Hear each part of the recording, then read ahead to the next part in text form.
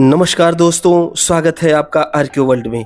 दोस्तों, हम लोग आज एक पुरातात्विक स्थल की चर्चा करेंगे जिसका उत्खनन कार्य अभी हाल ही में पुरातत्व वैज्ञानिकों द्वारा किया गया है। वैसे तो कार्य 2021 से ही वहां चल रहा है, लेकिन एक महत्वपूर्ण संस्कृति के अवशेष अभी हाल ही में प्राप्त हुए हैं, उसके विषय में चर्चा करेंगे जो कि समसामयिक मुद्दों से संबंधित है। प्रायः एक दिवसीय परीक्षाओं में या फिर यूजीसी नेट जेआरएफ की प्राचीन इतिहास, पुरातत्व और इतिहास संस्कृति जैसे प्रश्न पत्रों में ऐसे प्रश्न पूछे जाते हैं, इसलिए इस वीडियो को देखना अति आवश्यक है। तो हम लोग चर्चा करते हैं कि क्या मिला हुआ है। इसके लिए आप लोग बने रहिए मेरे साथ वीडियो के अंत तक। नाराहुडा नाम का एक पुरास्थल है जो कि उड़ीसा के खुर्दा जिले में प्राप्त हुआ है, जहां पर नव ताम्र पाषाण कालीन संस्कृति की कलाकृतियां, पुरावशेष इत्यादि प्राप्त हुए हैं। इसी पे हम चर्चा करेंगे और देखेंगे कि पुरातत्व वैज्ञानिक क्या कहते हैं, उत्खननकर्ता क्या कहते हैं। भारतीय पुरातत्व सर्वेक्षण विभाग द्वारा यहाँ पे उत्खनन कार्य 2021 से ही करवाया जा रहा है। अभी हाल ही में कुछ नवीन चीजें प्रकाश में आई हैं जिनको लगभग 7000 ईसा पूर्व पुराना बताया जा रहा है और कहा जा रहा है कि ये भारतीय संस्कृति का अमूल्य खजाना है। तो इस पर चर्चा करेंगे, इन बातों को समझेंगे और यह भी देखेंगे कि ताम्र पाषाण कालीन संस्कृति क्या है या चैल्कोलिथिक कल्चर भारत में कहां कहां दिखाई देता है। तो चलिए प्रारंभ करते हैं।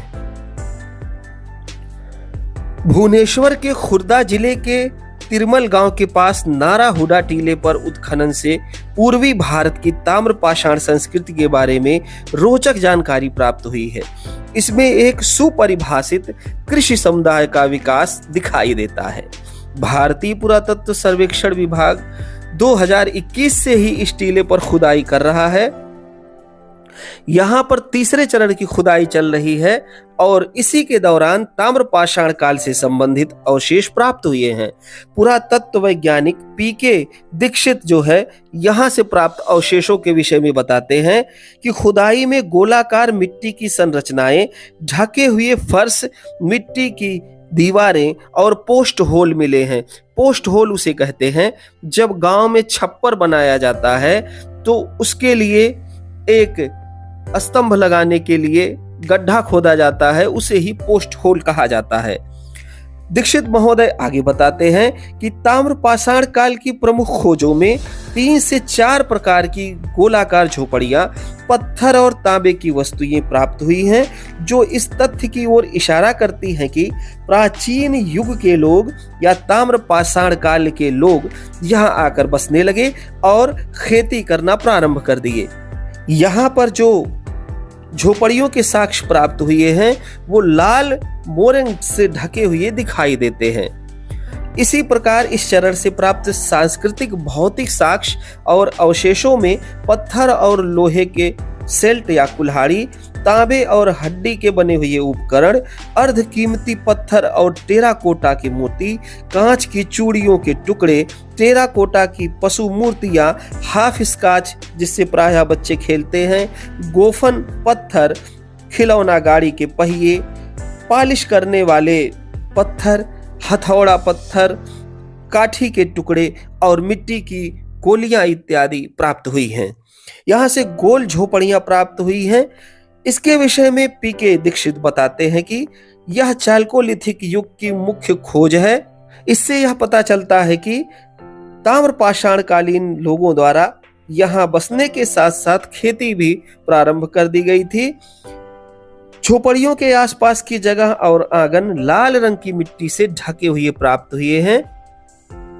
यहाँ से कुछ और महत्वपूर्ण पुरावशेषों की प्राप्ति हुई है, जिसमें खुदाई में पत्थर और लोहे के औजार, तांबे और हड्डियों से बनी चीजें, कीमती पत्थर, मिट्टी की बनी मालाएं, मिट्टी के जानवरों की मूर्तियां, खिलौना गाड़ी के पहिए, पत्थर को चमकाने के औजार, मिट्टी और मिट्टी की तख्तियां इत्यादि भी प्राप्त हुई हैं। अब हम लोग थोड़ा सा चैल्कोलिथिक या फिर ताम्रपाषाणकालीन संस्कृति के विषय में देखते हैं। ताम्रपाषाणकालीन संस्कृति सिंधु घाटी सभ्यता के समकालीन मानी जाती है। तो सैंधो सभ्यता नगरीय सभ्यता थी, अतः इसके पतन के साथ मुख्यतः नगरीय तत्वों जैसे नगर नियोजन, भव्य भवन, भार माप के पैमानों, लिपि आदि का अंत हो गया।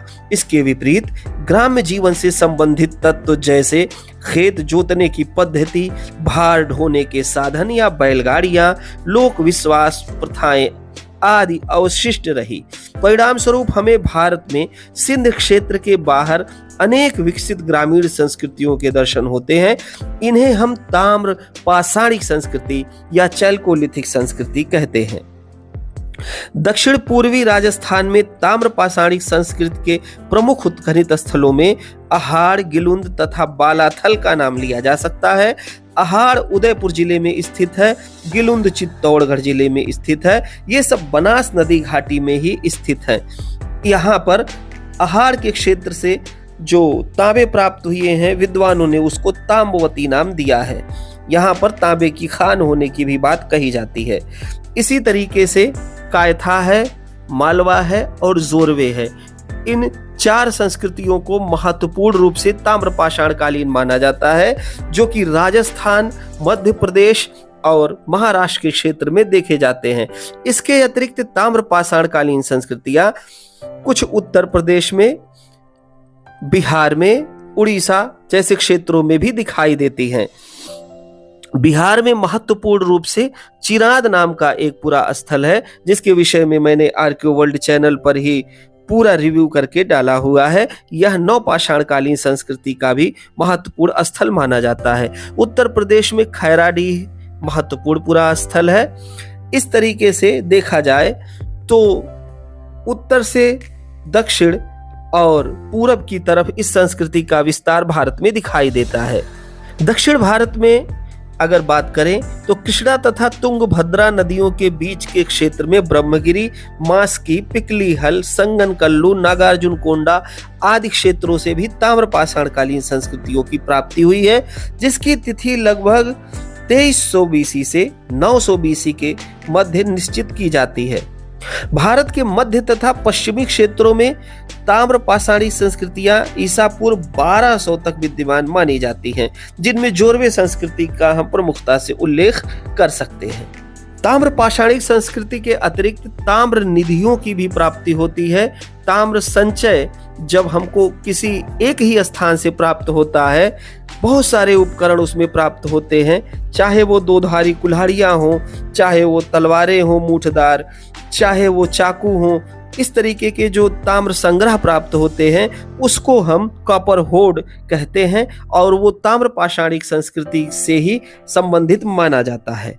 इस तरीके से ताम्रपाषाणकालीन संस्कृति एक ग्रामीण संस्कृति है, जो कि भारत के विभिन्न क्षेत्रों से प्राप्त होती है, और इसी तरीके के अवशेष उड़ीसा के नाराहुडा नामक पुरा स्थल पर प्राप्त हुए हैं। इस तरीके से हम लोगों ने ताम्रपाषाणकालीन संस्कृति के विषय में बहुत थोड़े में समझने का प्रयास किया।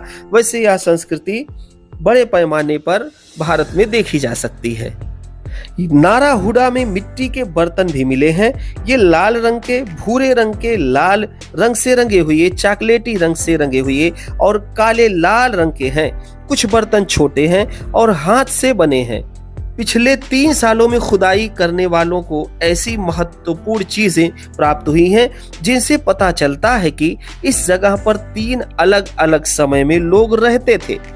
पहला चैल्कोलिथिक कल्चर माना गया है, दूसरा लौह युगीन संस्कृति से संबंधित माना गया है, और तीसरा प्रारंभिक ऐतिहासिक कालीन संस्कृति से संबंधित माना गया है। इस तरीके से उड़ीसा के नाराहुडा उत्खनन से भारतीय पुरातत्व सर्वेक्षण विभाग को एक महत्वपूर्ण पुरा संस्कृति, ताम्रपाषाणिक संस्कृति के अवशेष प्राप्त हुए हैं, और बहुत महत्वपूर्ण पुरावशेषों की प्राप्ति होने के कारण यह पूरा स्थल चर्चा में आया है।